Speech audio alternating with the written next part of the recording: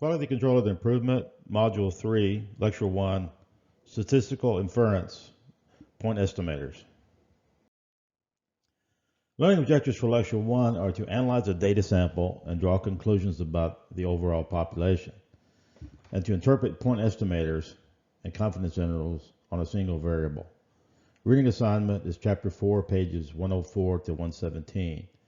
Now, part of this book is very detailed, and it covers information that, while interesting, is not really relevant to our purpose.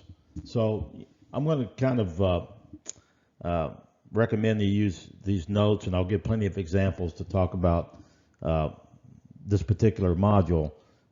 Again, because the book tries to be very complete and goes over the entire subject of inference, and that all of that's really not needed for our purposes to monitor a manufacturing process. So let's begin. So first of all, what do we need to understand by the concept of random sample? So to have a random sample means that each element selected comes from the same population. And also each element is selected independently of one another. Those are the two key elements to describe what's known as a random sample. So the characteristics of populations and samples are described by numbers called parameters and statistics. A parameter is defined as a measure that describes the whole population. For example, the population mean or the population variance. A statistic is a measure that describes the sample. For example, the sample mean. So part of the problem is when you have a very, very large population. Let's imagine, for example, we want to do a study on the United States. It's really not possible, not practical, to get a sample of every possible person in the United States. That's a data set that's huge. We really can't. There's no effective method to do that. So what we could do is we could select from that whole population a random sample, a much smaller sample, and analyze that. And if we do it correctly, we can make inferences about the whole population based on the data we gather on the smaller sample. We're sort of probably more familiar with this in modern terms because we all take surveys, for example, and that's sort of what they're doing there. Because they know that not every person is going to fill out the survey and send it in, so they use a random sample. They send out the surveys independently to people, and once they get that data in, they can analyze it and they can make inferences on the whole population that they're interested in. So that's exactly what statistical inference is, and it has two main uses.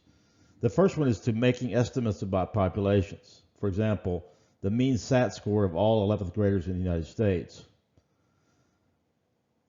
The next use is for testing hypotheses and drawing conclusions about populations. For example, what's the relationship between the SAT scores and family income? So if we have the whole population that we're interested in, we want to draw conclusions about the whole population. But again, the population is normally too big to even get a mean on and even get a variance on. We can't go out and measure. For example, if you want to do a height versus weight study, it wouldn't be possible to go out and weigh every possible person in the United States and measure their height. So what we would do is we would select a sample. Let's call like person 1 is X1, person 2 is X2. Maybe that's the heights of all these people. So we take that set number, a sample from the population, and from that we analyze that set. And so here we come up with what's known as the sample average and the sample standard deviation. Notice here, these are the symbols that our book uses, and these are pretty standard. He puts a bar over the sample averages, and the sample standard deviation is denoted by S. Whereas in the population as a whole, the mean is denoted by the Greek symbol mu, and the standard deviation is given by what's known as sigma. the Greek letter sigma. So it's one thing, you have to kind of keep these separate between the population mean and population standard deviation and the sample average and sample standard deviation. So when we're talking about what's known as point estimators, the sample mean is what's known as the point estimator of the population mean, mu. So a point estimator means it's a single value. The mean is a single number. If you give an exam in a class, you average the results, and let's say the average result is a 70. That's your mean. Our sample we're taking from a huge population is going to have its own mean. And what we're interested in is how is the sample mean related to the population mean, and we'll be able to give equations for that in a few slides. The same thing with the sample standard deviation. It's what's known as the point estimator of the population standard deviation.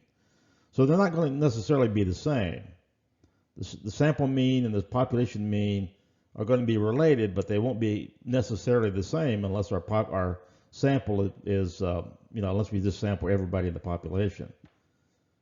But they're related, and that's how, and statistically we can actually determine a best estimate for that sample mean taken from the population. Oftentimes it's convenient to estimate the standard deviation by what's known as the range method. So here, for example, if x1, x2, up to xn is a random sample of n observations. So let's say we have 100 people in our classroom and we select 10 of them to do our sample.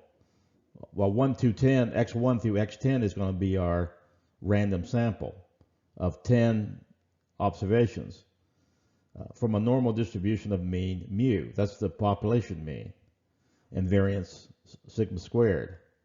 So the ranges of the sample is given by simply, is denoted by the symbol R, is given by the maximum x value minus the minimum x value.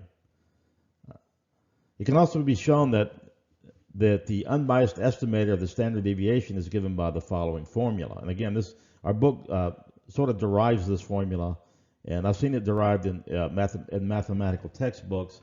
It's really not important to understand how this formula is derived. It is important to sort of understand how you get the value.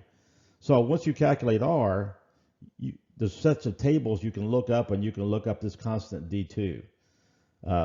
What you have to know is you have to know how big your sample size is. So these values of this constant D2 are found in Appendix Table 6 for sample sizes between 2 and 25. So let me show you what that looks like. And again, the beauty of Minitab is Minitab will do this for us. And so that's the other reason that we don't have to go into so much depth on the statistical side of the house, is because Minitab will take care of these things for us. It'll calculate all this stuff for us. But it's sort of important to understand where this stuff is coming from, to understand what Minitab is doing. So here in Appendix 6, you have your observation sample size. So if we know what sample size we're taking, say we have a population of 100, and we take a sample of size, let's say size 10. We would come down here to size 10, we'd run across until you see this constant D2, and the value for D2 for that sample size 10 would be 3.078. Now there are other factors in here as well. There's factors for the control limits. We'll discuss those later. There's other factors for control limits. We'll come back to those if needed. But again, Minitab will calculate all this stuff for us. So we really don't have to look these tables up. But in case, unless you just want to, and you don't have Minitab handy. So let's look at an example here and show you how to use this table. So let's use the range method to estimate the standard deviation of the following 10 numbers. So say we have 2 12s, a 14, a 15, a 16, 2 18s, 2 20s, and a 25. So here, looking from this table, we have 10 numbers. So we come down again to sample size 10, run over to our D2, and we get the value for D2 is 3.078. How do we calculate the range? Well, again, the range, we look at our numbers and we get what's the biggest value? Well, the biggest value is 25 and the smallest value is 12. So 25 minus 12 is 13. So therefore, our estimate uh, of the variance is going to be 13 divided by 3.078 or 4.22. So how does this compare with the actual standard deviation? Well, if you calculate it, you get 4.1. So you can see it's comparable. It's within the ballpark kind of thing, and that's what we're looking for here. We know that our sample, when you take a sample from a population, it's representative of the population. It's not necessarily exactly the same as the population. That's why there's a statistical difference between the two. So point estimators do not reflect our uncertainty. It just gives us a number, like in the previous example. Well, one thing we're often interested in is an estimate in terms of a range of values. If I give somebody a single number and I say, okay, the mean falls within this range, that kind of gives you a good feel for the value. So this is what's known as interval estimation, and it's stated in terms of what's known as a level of confidence. So like this little cartoon graphic here says that so let's say that we took a sample from a population and we calculate our sample mean and we get 50. So would it give you a better feeling if we said, okay, the sample mean is 50, or if we said, hey, I'm 95% confident that the sample mean is between 40 and 60. That gives you a pretty good feel for 95%. That's pretty good. I mean, so it's going to fall somewhere between 40 and 60. It could be 45, it could be 55, but somewhere between there. So that's what the interval estimation does, is it gives us a feeling, kind of a confidence interval. How confident are you of that number? So here's a graphic that shows what I'm talking about here. Let's say we have we've graphed the population, and it turns out it's in this kind of light orange area here. The population mean is represented by mu. Let's take our sample now from this population, and if you do a plot, a histogram of the sample, let's say it falls within this area here. Well, obviously the mean of the sample is here. It's a little bit bigger than the population mean. But by doing this interval estimation, it sort of gives us a feel for the range of values. We can say that it falls between this low number and this high number. That gives you a better feeling than just giving straight a single number. For estimating the mean, there are two types of confidence intervals that can be used: Z intervals and T intervals.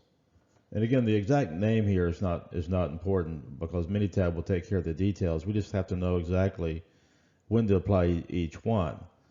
So one way to do it is, I found, is use this chart, this flow chart. So first of all, do you know the standard population deviation? That's either a yes or no. If you don't know it, well, then you use what's known as the one sample T to sample and get our estimate values. If you do know the population standard deviation, the next question to ask is the sample size above 30? If the answer is no, then again you use the one sample T. If the answer is yes, well, then you use what's known as the one sample Z. So let's take a look at how this would work. So let's say you've sampled 40 units from the latest production lot to measure the weight of the product, and the sample mean is 10.40 pounds. So in this example, we've taken 40 units from our production line. We've weighed them all, and we divided that out, and we know that on average our sample mean is 10.40. Let's say we know that the population standard deviation is 0.60 pounds. Let's calculate the 95% confidence interval. How confident are we in that the sample mean is 10.40 pounds? We want to know within 95%. We want a range of values within 95%.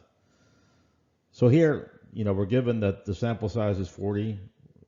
We're given the variance is 0.60 pounds for the population, and we're given the confidence interval is 95%.